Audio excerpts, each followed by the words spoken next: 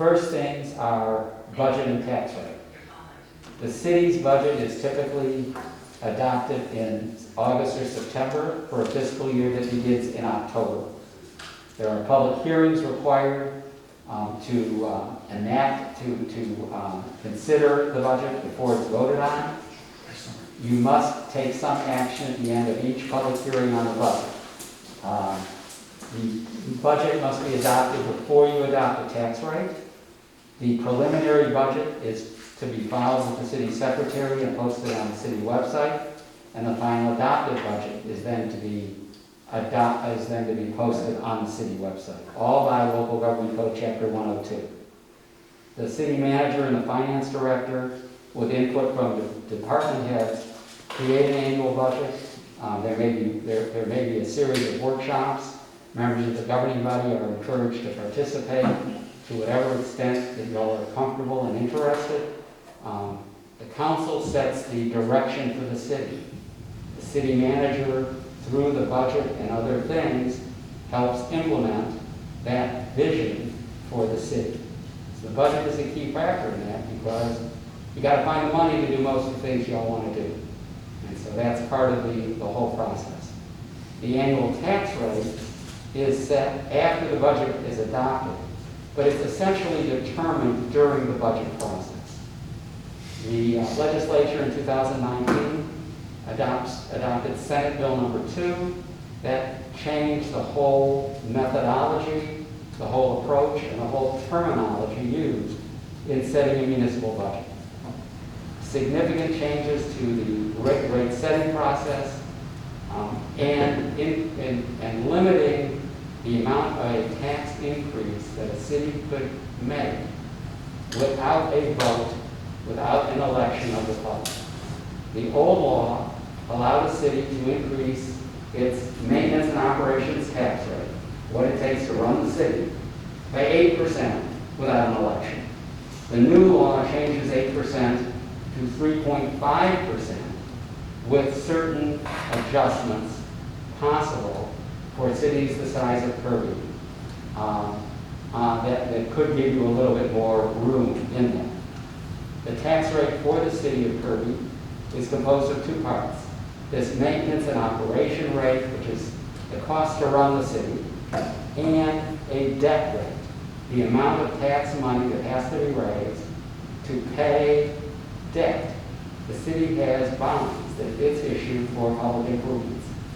And so the tax rate has to include some part to raise the money necessary for the city to make payments on those bonds. So a maintenance and operation or just operations rate and a debt service pay the bonds rate. Beginning this year, if a city adopted a tax rate where that maintenance and operations portion was more than 3.5% of last year's rate, then you needed to have an election. In July, the Bear County tax assessor collector will determine, this year was July, this year, next year it's July 2021, obviously. The tax collector assessor will determine what's called, and the legislature picked these terms, not me, the quote, voter-approved tax rate, close quote. That rate is based upon the overall appraised values of property, real and personal property that's taxable in the city, last year's tax rate, and city debt. Essentially, for 2020, the voter-approved tax rate was roughly a rate equal to 103.5% of last year's rate, roughly. And so, in future years, that 3.5% factor could be a little bit higher depending on the tax rates adopted in the previous 2 or 3 years. It's a complicated calculation. The worksheets for this rate are about 10 pages long, have about, I can't remember how high the entries go, with a lot of variables in it. But it becomes the working document that Ms. Vernon and the finance director use to see, what dollars the tax rate will raise, depending on whether we just adopt a rate equal to last year's rate, or a little lower, or a little higher, and then use all that information as they craft a budget. And the council's input is encouraged and valuable, especially to be able to know what initiatives or what projects are most important to the council. The council cannot adopt the tax rate on the same date as the public hearing on the budget. That is a provision in Chapter 102 of the Local Government Code about city budgets. In Kirby, for most years, and I think Ms. Thompson is willing to correct me, but it's my understanding that in most years the city holds the formal public hearing on the budget at either the second meeting in August or the first meeting in September. It then adopts the budget at the second regular meeting in September and adopts the tax rate at the second regular meeting in September. And those dates aren't set in stone. What's set in stone are, one, you can't adopt the tax rate on the date of the formal public hearing on the budget. And two, you better darn well do it by September 29th or you're stuck with the lower of last year's rate or the voter approval rate. And so it's just important to be proactive and do the thorough work to make sure that you craft a budget and you can fund the expenditures in the budget through the various sources of revenue for the city. It's not part of this presentation to talk about the revenue for the city in detail, but the property taxes are just one element of the city's revenue. Sales taxes, permit fees, municipal court revenue, things of that nature and other things are all part of the revenue stream for the city.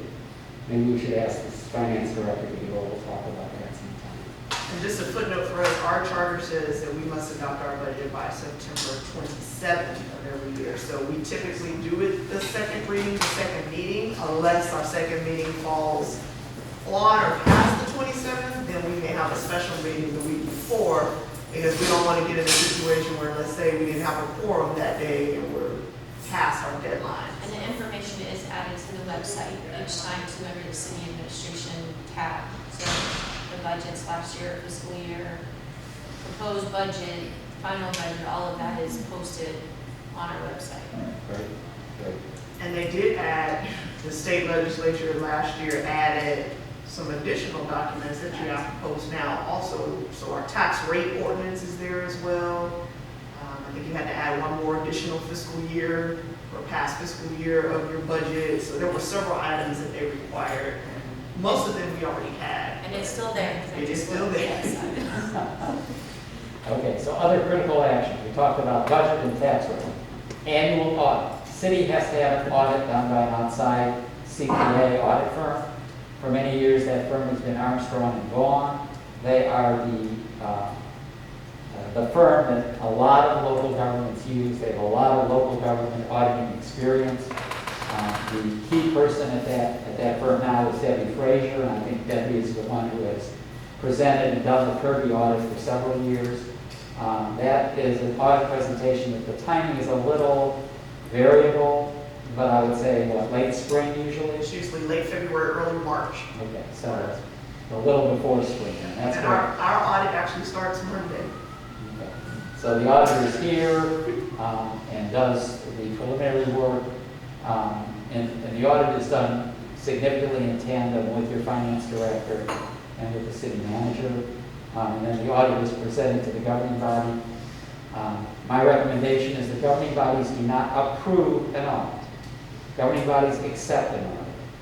Because my view is that unless you're a certified public accountant, you don't know what you're accepting. You don't know what you're approving. You do know what you're accepting. You're accepting the work of the auditor. But I don't think it's the place of a governing body that's not composed entirely of certified public accountants to approve the work of the auditor. So my recommendation is you accept the audit, ask questions.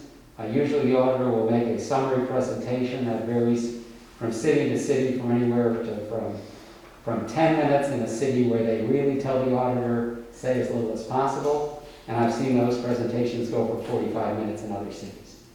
So whatever time you feel you need, and if you have questions about the audit even before the presentation of the governing body, talk to Ms. Vernon. She will talk to the auditor.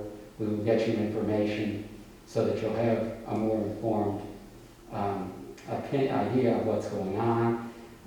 But don't hesitate to ask questions to the auditor. That's their job is to take all these numbers, put them in a organized way, consistent with generally accepted auditing principles for governmental bodies, and then translating them for governing bodies, so you all understand what the financial condition of your city is. The other important actions include having public hearings when you need to on the budget, on tax rates in some cases, on zoning changes, on other matters where either state law or local practice indicate that a public hearing is appropriate.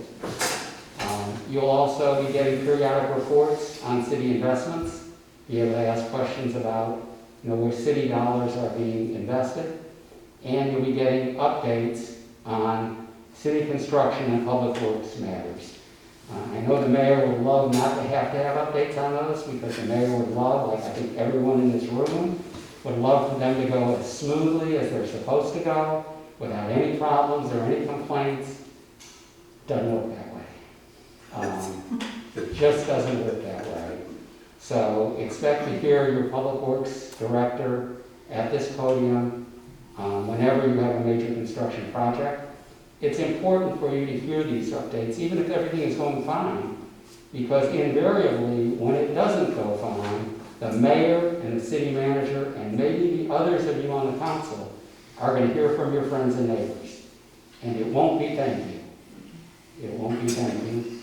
And that's okay, because, if a construction vehicle is blocking someone's driveway, or it's torn up their yard and just driven away without saying we'll be back to fix it, we'd all be upset.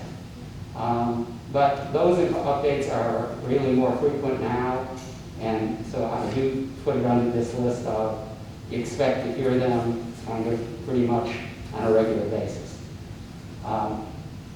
So the last thing I'm going to talk about in this area is the statutes, the things you ought to be familiar with. We talked about